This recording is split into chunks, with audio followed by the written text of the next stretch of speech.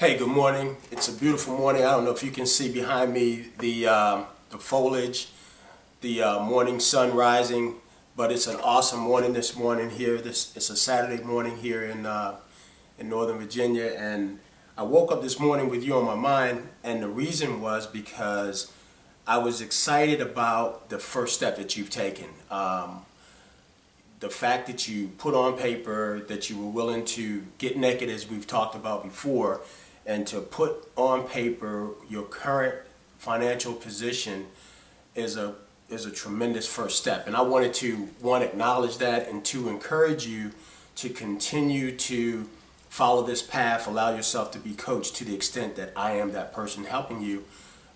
Because when I reflect back, man, I think your birthday just passed recently. You're 44 years of age.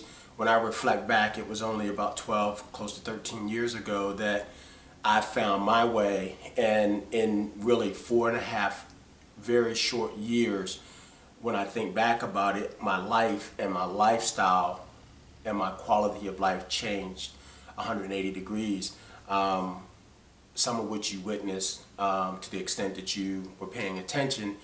And it wasn't that I lived in a big mansion. It wasn't that I traveled the world and ate at the finest restaurants and donned diamonds and gold. It was that I woke up every morning with the security that I could take care of myself, I could take care of my family, I could be a blessing in many ways that before I couldn't, and it was an awesome feeling. And so I decided to do something a little different this morning, as opposed to give you a call and tie both of us up, since I have some things I need to do this morning, because we can get going for about an hour or two and interrupt both of our days or what have you.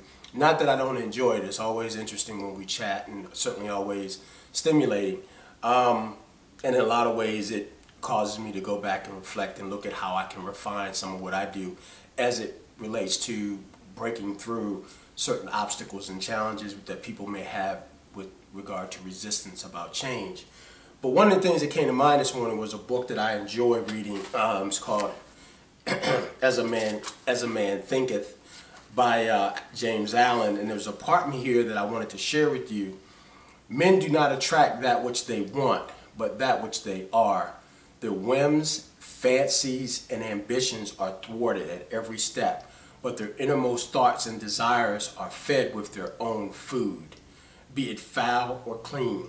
The divinity that shapes our ends is ourselves. It is our very self. Man is manacled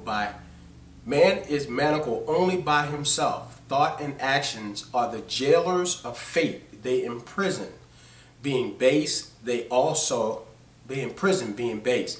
They are also the angels of freedom. They liberate, being noble.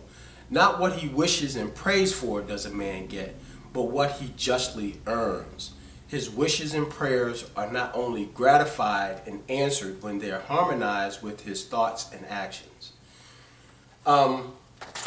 What excites me about this morning and why I'm doing this is because you took that first step. And as I looked over your information, man, it really brought back for me a lot of memories of how I started and what it looked like for me in the beginning. And just as we shared, as we talked yesterday, this should not disempower you or cause you to be, feel like a loser or failure or someone who is unworthy of success, but should empower you and encourage you and inspire you that in spite of where you are, you had enough courage to put it on paper and to let it be the barometer or the yardstick by which you measure every step that you take from this point forward. And so one of the things that I heard someone say that was so true, and that is that every decision we make as it relates to using our money we're gonna either spend it moving towards wealth and prosperity, or we're gonna spend it moving towards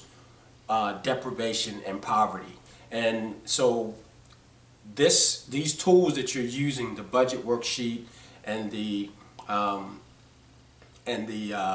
net worth worksheet, are wonderful tools that will allow you on a monthly, quarterly, annually basis to really track and look at. And what it will reveal to you will be really what your mindset is, because how you spend your money is largely connected to, you know, where your priorities are, and you know, those things of significance and importance, and it will reveal to you the direction in which you're moving. And one of the things that would be very surprising about that is that the speed in which you move in that direction, in particular, you know, when you're tracking it, both ways. I mean, you know, you can go from wealth to poverty overnight, and you can go from, you know, poverty to wealth overnight. But again, you know, having something to measure or track that by largely reveals it to us, and kind of, you know, shocks us one way or the other into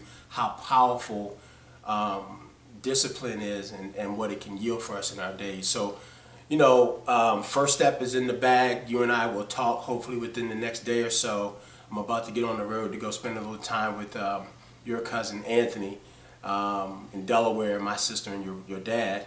And I just wanted to shout you out and encourage you to, you know, congratulations on the first step. You and I will talk real soon, and we'll go over your income expense, your budget worksheet, and move forward from there, and set some more goals and priorities for the direction that you're moving in. Hey man, God bless you. I'm encouraged, and certainly you should be as well. I'm hoping that you and your wife will, you know, be on this journey together, and you know, be able to manifest in your life those things that you justly deserve through hard work and commitment and dedication. I'm looking forward to, this is the beginning, I'm looking forward to some wonderful things coming from this process. Have a wonderful day, man, and we'll talk. Peace!